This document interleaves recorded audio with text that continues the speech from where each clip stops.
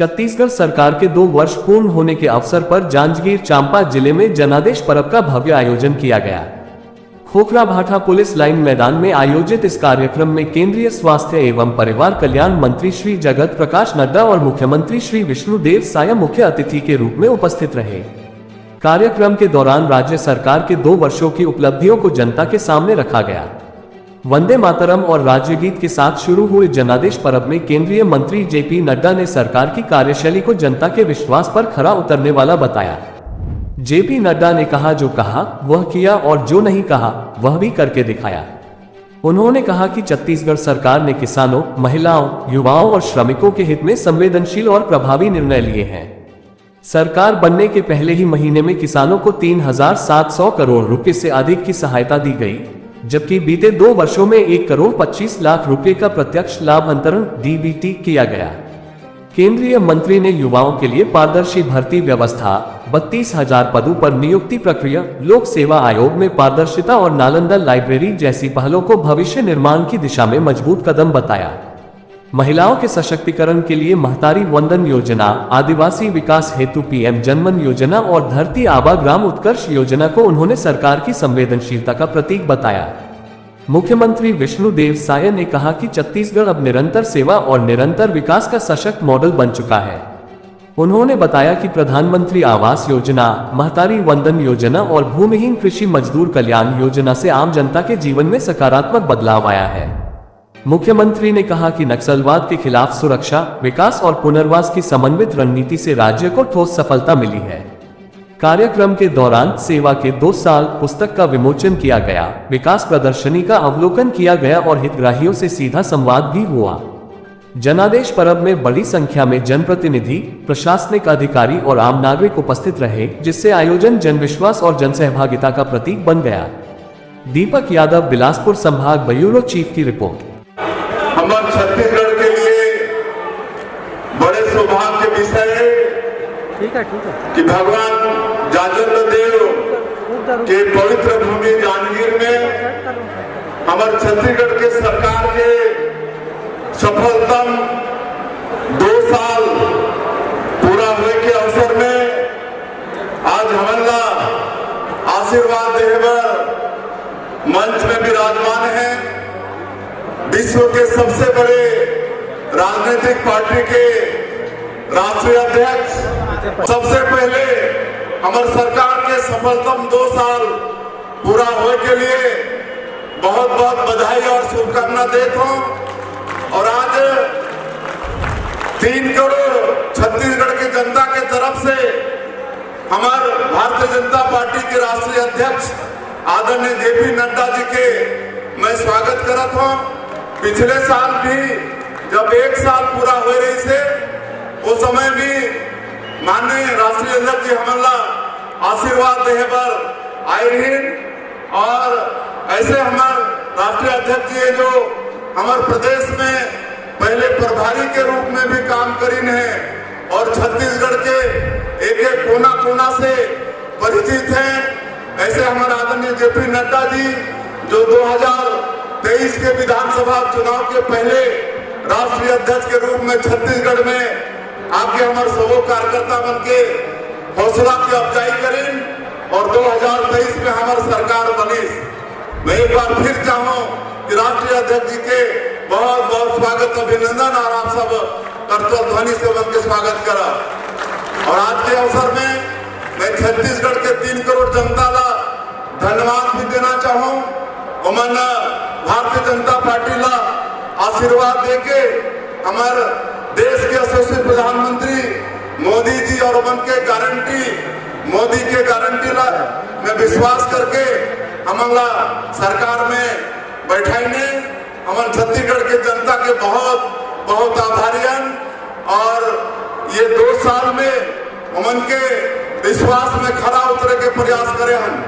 आप सबला मालूम है कि कांग्रेस के 5 साल के कार्यकाल कैसे रही से पूरा छत्तीसगढ़ ला अपराधगर बना दे रही, भ्रष्टाचार इतना हो कि आज भी हमन के नेता मन के जेल जाना आज भी बदस्तूर जारी है।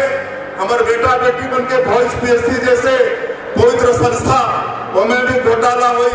आज होकर भी दोषीदार पर दंडित होते आज ज्यादा बताए के समय नहीं है।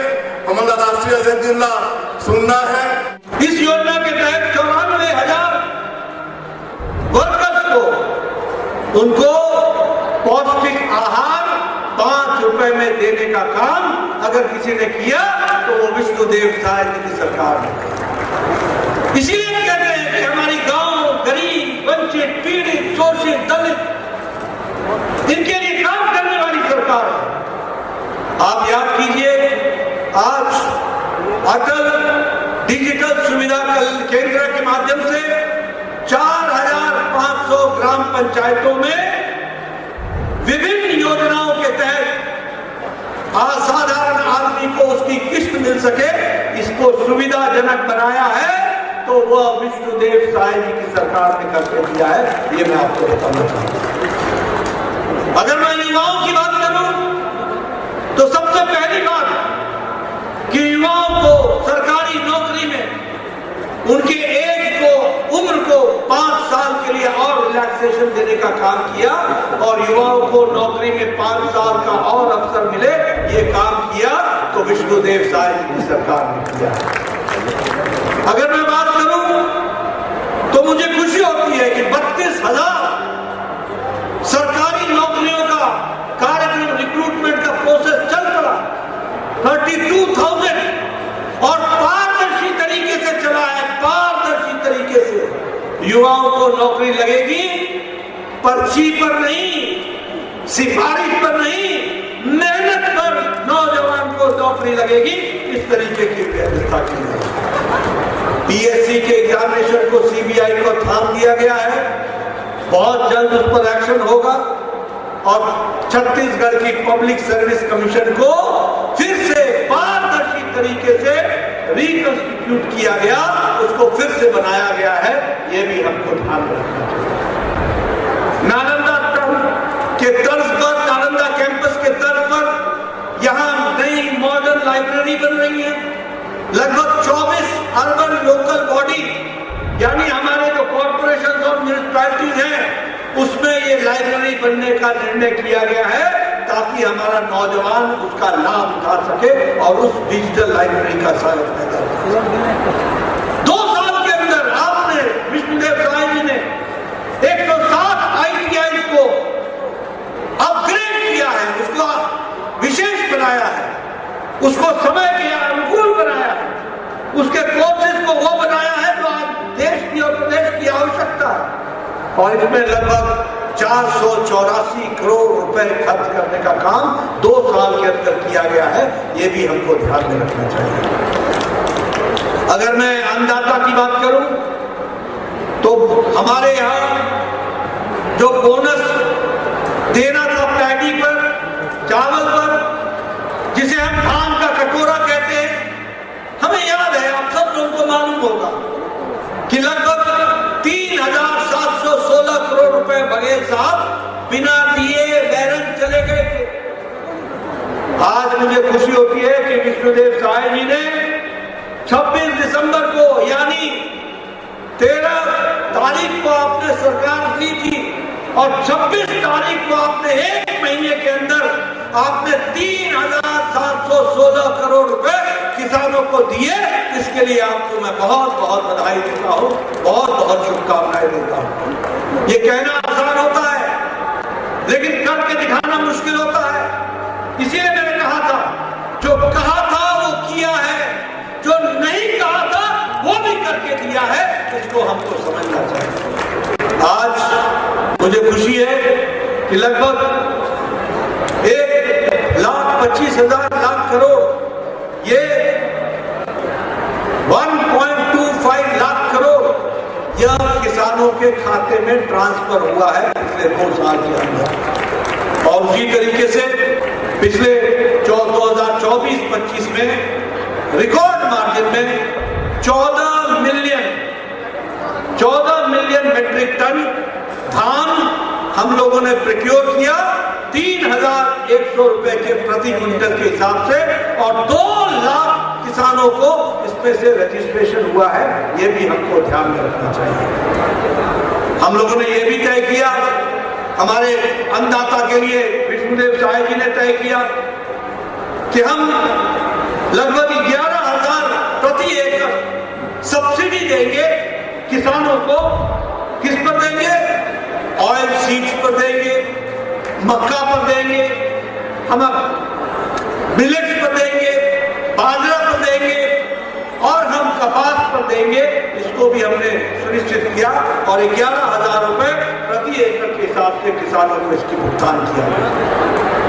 एक बात तो मैं भूल ही गया, जब मैं सारी बातें कर रहा हूं तो मैं माताओं को कैसे भूल सकता हूं। ये मातारी बंधन योजना, ये देश का अजूबी योजना है। 70 लाख बहनों को 1,000 रुपए प्रति महीना, 12,000 रुपए उनके खाते में पहुंचाने का काम किया और महिला सशक्तिकरण का काम किया तो विष्णुदेव साय की सरकार ने।